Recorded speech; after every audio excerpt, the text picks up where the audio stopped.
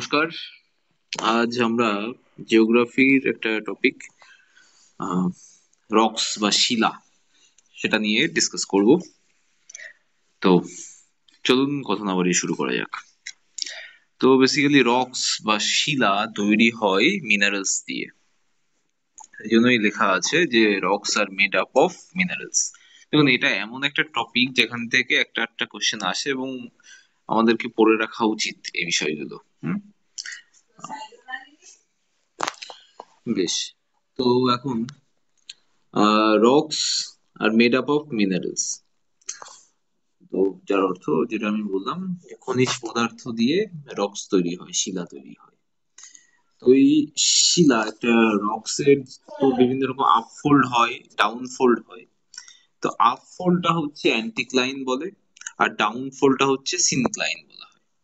এটা মনে রাখতে হবে, আপফোল্ড মানে হচ্ছে উঁচু অংশ, উঁচু অংশের নাম হচ্ছে অ্যান্টিক্লাইন, আর ডাউনফোল্ড মানে নিচু অংশ, তার নাম হচ্ছে সিনক্লাইন। এটা ডিরেক্টলি কোশ্চেনে দেখা যায়। upfold in rocks is called dash, এরকম কোশ্চেন আসে, বা downfold in rocks is called dash. So downfold syncline, upfold anticline. বেশ। আরেকটি কোশ্চেন যেটা খুবই দেখা যায় সেটা হচ্ছে কাল্পনিক যে রেখা অ্যান্টিক্লাইনকে সংযুক্ত করে, হুম? তো সেটার নাম হচ্ছে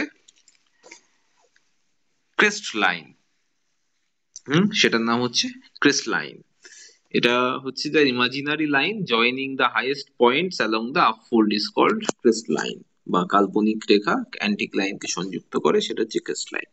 এটা ছিল রক সম্পর্কে বেসিক চারটে পয়েন্ট, সেগুলো মনে রাখতে হবে কারণ এখান থেকে কোশ্চেন আসতে দেখা গেছে। আচ্ছা, এবারে তো রকস এর যে ক্লাসিফিকেশন বা শ্রেণীবিভাগ, তো শিলাকে বেসিক্যালি তিন ভাগে ভাগ করা যায়। একটা হচ্ছে আগ্নেয় শিলা, পাললিক শিলা, রূপান্তরিত শিলা। আগ্নেয় শিলা ইগনিয়াস রক, সেডিমেন্টারি রকস, আর মেটামরফিক রক। ঠিক আছে, তো এবারে আমরা ইগনিয়াস রকসে ঢুকবো। তো ইগনিয়াস রকস ব্যাপারটা কি? ইগনিয়াস রকস হচ্ছে আসলে কিভাবে তৈরি হয় আমি একটু বলি। যে আমাদের ভূ অভ্যন্তরে তো গলিত ম্যাগমা আছে, ভীষণ ম্যাগমা আছে, উত্তপ্ত গলিত ম্যাগমা। তো এটা যখন বাইরে বের হয় তখন তার নাম হয়ে যায় লাভা। এই ম্যাগমাটাই যখন বাইরে বেরিয়ে আসে, যে আমরা যেটাকে বলি অগ্নুৎপাতের মাধ্যমে, তো সেটার তখন নাম হয়ে যায় লাভা। এই লাভাটা যখন শীতল হয় মানে ঠান্ডা হয়ে যায়, তখন যে শিলার তৈরি হয় বা পাথরের তৈরি হয় সেটা হচ্ছে ইগনিয়াস রক্স। আবার এই রক্সটাই, এই ম্যাগমাটাই ভূ অভ্যন্তরে ম্যাগমা চেম্বার বলে একটা অংশ আছে। সেই ম্যাগমা চেম্বারে কখনো কখনো ঠান্ডা হয়ে সেখানেই রক্সের পরিণত হয়।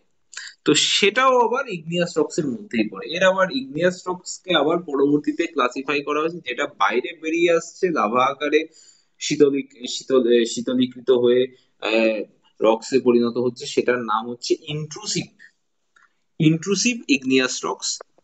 আর হচ্ছে যেটা ভেতরে থাকছে ম্যাগমা ঠান্ডা হয়ে ভূ অভ্যন্তরের ভেতরেই যেটা পাওয়া যাচ্ছে সেটা হচ্ছে আহ আমি ভুল বললাম আসলে। ইন্ট্রুসিভ হচ্ছে ভেতরে যেটা থাকছে সেটা হচ্ছে ইন্ট্রুসিভ, আর যেটা বাইরে বেরিয়ে আসছে সেটা হচ্ছে এক্সট্রুসিভ। হুম, তো বাইরে যেটা লাভা আকারে বেরিয়ে আসছে সেটা হচ্ছে এক্সট্রুসিভ, আর যেটা ভেতরে থাকছে সেটা হচ্ছে ইন্ট্রুসিভ ইগনিয়াস রক। এবার এখান থেকে কি এর ডেফিনেশন আসবে? একদম আসবে না। এখান থেকে আসবে কি, অনেক সময় ইগনিয়াস এর মধ্যে দিয়ে দিতে পারে which of the following is intrusive igneous rocks, তখন granite answer. Exclusive igneous rocks, যে গ্যাব্রো অথবা ব্যাসল্ট, এক্সক্লুসিভ ইগনিয়াস রক্স। আচ্ছা, আরো দুটো যে ভাগ করা, যেটা বলা হয় আম্লিক আগ্নেয় শিলা আর ক্ষারীয় আগ্নেয় শিলা। আচ্ছা, আম্লিক আগ্নেয় শিলাটা কি? আগ্নেয় শিলা যেসব আগ্নেয় শিলাতে সিলিকার পরিমাণ বেশি আছে বা সিলিকার ঘনত্ব বেশি আছে সেটা হচ্ছে আম্লিক, আর যেটাতে সিলিকার ঘনত্ব কম আছে সেটা হচ্ছে ক্ষারীয়।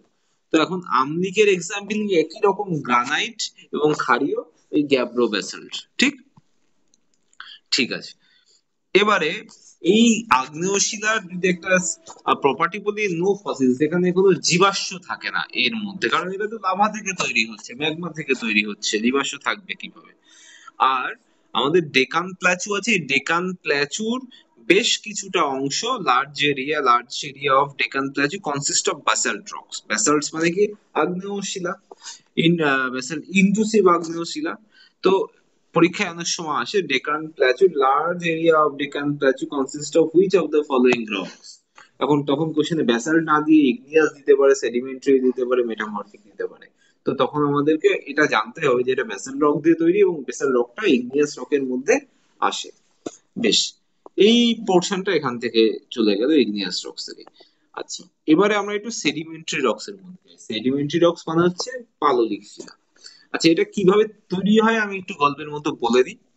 যে অনেক অনেক সময় ধরে যে অন্যান্য যে শিলা আছে বা গাছপালা, প্রাণী বা গাছপালার জীবাশ্ম, এগুলো অধঃক্ষিপ্ত হয়ে শিলায় রূপান্তরিত হয়। আর যে শিলায় রূপান্তরিত হয় সেটাই হচ্ছে পাললিক শিলা। আর এই পাললিক শিলা গঠনেরও মোটামুটি তিনটে তিন তিন রকম ভাগে ভাগ করা যায় গঠনের উপর ভিত্তি করে। একটা হচ্ছে যান্ত্রিক উপায়ে গঠন হয়, রাসায়নিক ভাবে গঠন হয়, জৈবিক পদ্ধতিতে গঠন হয়। আচ্ছা, তো যান্ত্রিক উপায়ের গঠন বলতে আমরা কি বোঝাবো? যান্ত্রিক উপায়ের গঠন বলতে ধরুন এই যে শিলা যে ক্ষয়প্রাপ্ত হয়ে পদার্থের যে কণাগুলি এক জায়গায় সংযুক্ত হয়, হয়ে এই যান্ত্রিক উপায়ে গঠিত হচ্ছে পাললিক শিলা। যেমন কি এক্সাম্পল যদি দিই, যে বেলে পাথরের যে বালু কণা, মানে বেলে পাথরটা আসলে তৈরি হচ্ছে বালু কণা সঞ্চিত হয়ে, তো এটা হচ্ছে যান্ত্রিক উপায়ে তৈরি হচ্ছে। বেশ, এবারে রাসায়নিক ভাবে যেটা গঠিত হয়, যেমন কি কোনো কোনো প্রাকৃতিক দ্রবণ থেকে অধঃক্ষিপ্ত হয়ে যে শিলা গঠিত হচ্ছে। প্রাকৃতিক দ্রবণ যেমন উদাহরণ এটা কি জিপসাম, পটাশ। আবার জৈবিক পদ্ধতিতে যেমন কি ওই যখন জীবন্ত প্রাণী যেমন ধরুন মাছ, শামুক, প্রবালের শরীরের মাংসল অংশ বিয়োজিত হয়ে গঠন করে এই জৈবিক পদ্ধতিতে পাললিক শিলা। যেমন চুনা পাথর, কয়লা জৈবিক উপায়ে গঠিত হয়েছে। বেশ, তো আমার এগুলো মুখস্থ প্রয়োজন নেই, এগুলো আমার একটু গল্পের মধ্যে জেনে রাখলে হয় যে ভাই পাললিক শিলাটা তৈরি হচ্ছে কি করে। তো বেসিক্যালি পাললিক শিলা যেটা বা সেডিমেন্টারি রক তৈরি হচ্ছে আমাদের আহ অনেক সময় সময় ধরে আহ অধঃক্ষেপণের ফলে। অধঃক্ষেপণকে বা ইংলিশে কি বলা যেতে পারে, সেডিমেন্টেশন বলা যায়। তারপর লিথিফিকেশন, ডিপোজিশন, এই সবের কারণেই সেডিমেন্টারি রকসটা ফর্ম করে। ঠিক আছে, এর একটা ইম্পর্টেন্ট প্রপার্টি, এর মধ্যে ফসিলস থাকে। এবারে এগুলো কোশ্চেন আকারে ডিটো চলে আসে, which of the following rocks consist of or contain fossils. তো তখন সেডিমেন্টারি রকস না দিয়ে লাইমস্টোন দিতে পারে। তো আমাদের জানতে হয় সেডিমেন্টারি রকের মধ্যে লাইমস্টোনটা পড়ে, ইগনিয়াস রকস এর মধ্যে গ্রানাইট পড়ে। তো এগুলো আমাদের এই জন্য এক্সাম্পল গুলো খুব ইম্পর্টেন্ট, এখান থেকে এই এক্সাম্পল গুলোই মুখস্থ করার খুব দরকার। ঠিক আছে, আর যে যে অন্যান্য প্রাসঙ্গিক যে কোশ্চেন সেগুলো আমি বলেই দিচ্ছি, এর বাইরে কিছু আসার উচিত নয় বা তেমন খুব একটা ইম্পর্টেন্ট ধরা হয় না। সেডিমেন্টারি রকের আরেকটা গুরুত্ব কোথায় আছে দেখি, this rock is useful to study life on earth. পরীক্ষায় খুব আসতে দেখা গেছে which of the following rock is useful to study life on earth. পৃথিবীতে যে লাইফ, এই বিষয়ে স্টাডি করার জন্য কোন রক ব্যবহার করা হয় সেটা হচ্ছে সেডিমেন্টারি রকস, ভীষণ ইম্পর্টেন্ট। আর সেডিমেন্টারি রকস এর এক্সাম্পলও আমি এখানে নোট ডাউন করেছি, যেমন লাইমস্টোন, স্যান্ডস্টোন, জিপসাম, কোল, শেল, ক্লে, এগুলো সব সেডিমেন্টারি রকস এর মধ্যে পড়ে। এরপর আসছে কি মেটামরফিক রক। মেটামরফিক রকস এর বাংলা হচ্ছে রূপান্তরিত শিলা। তো এই মেটামরফিক রক যেটা, সেটা আসলে এই ইগনিয়াস এবং ইগনিয়াস মানে আগ্নেয় শিলা এবং পাললিক শিলা, এই দুটোর উচ্চ চাপ ও তাপমাত্রায় আর কি রূপান্তরিত ফর্মই হচ্ছে এই মেটামরফিক রক। মানে খুব চাপ এবং তাপমাত্রায় আগ্নেয় শিলা, পাললিক শিলা রূপান্তরিত হয়ে এই তৈরি হচ্ছে মেটামরফিক রকস বা রূপান্তরিত শিলা। আর এখান থেকে একটা ইম্পর্টেন্ট পয়েন্ট কি, পৃথিবীর ভূত্বকের বেশিরভাগ অংশে দেখা যায় এই রূপান্তরিত শিলা। পৃথিবীর ভূত্বকের বেশিরভাগ অংশে দেখা যায় রূপান্তরিত শিলা। আচ্ছা, এই গেল তিন ধরনের রক সম্পর্কে আমাদের কনসেপ্ট। এই কনসেপ্ট থাকাটা খুব দরকার। এবারে আমাদের এক্স্যাক্টলি একটা টেবিল টাইপের আছে, এটা মুখস্থ করতে হবে বইতে। অ্যাজ ইট ইজ পাওয়া যাবে বিভিন্ন বইতে, আরো হয়তো দু চারটে বেশি থাকে, আমি এখানে একটা ডেমো দিয়েছি, বা এগুলোই মুখস্থ করলে এর মধ্যে থেকে চলে আসে, এটা পরীক্ষায় আসে এবং এখানে ভুলও করে মানুষ। দেখুন, বেসিক্যালি গ্রানাইট, তো গ্রানাইট ইগনিয়াস রক, তো গ্রানাইট যখন রূপান্তরিত হচ্ছে, রূপান্তরিত হয়ে কোন রকে তৈরি হচ্ছে, মেটামরফিক যে রকে তৈরি, তার সেই ফর্মটা কি, মেটামরফিক রকের নামটা কি, গ্রানাইট যখন ট্রান্সফর্ম করছে মেটামরফিক রকে, তো তখন তার একটা নাম বদলে, তার নাম হচ্ছে জেনিস। তেমনি ব্যাসাল্ট রক হোম ব্লেন্ড হয়ে যাচ্ছে, উচ্চ তাপ এবং তাপমাত্রায়, উচ্চ চাপ এবং তাপমাত্রায় এটা ট্রান্সফর্ম করছে, transform into home home blend.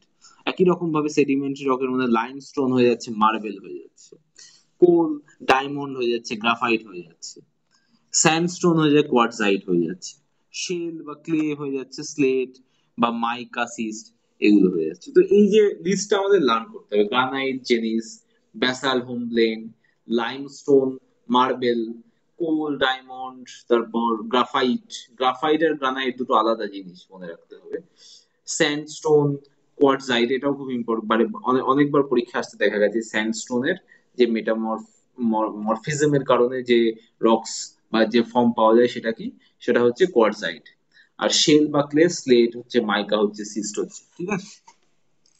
তো আমাদেরকে এই টপিক থেকে এগুলো লার্ন করতে হবে, এই লার্ন করলে এই টপিকটা আমাদের ক্লারিফাই হয়ে যাচ্ছে, এবং এখান থেকে সম্ভাব্য যে কোশ্চেন সেটাও আমাদের ক্লিয়ার হয়ে যাবে।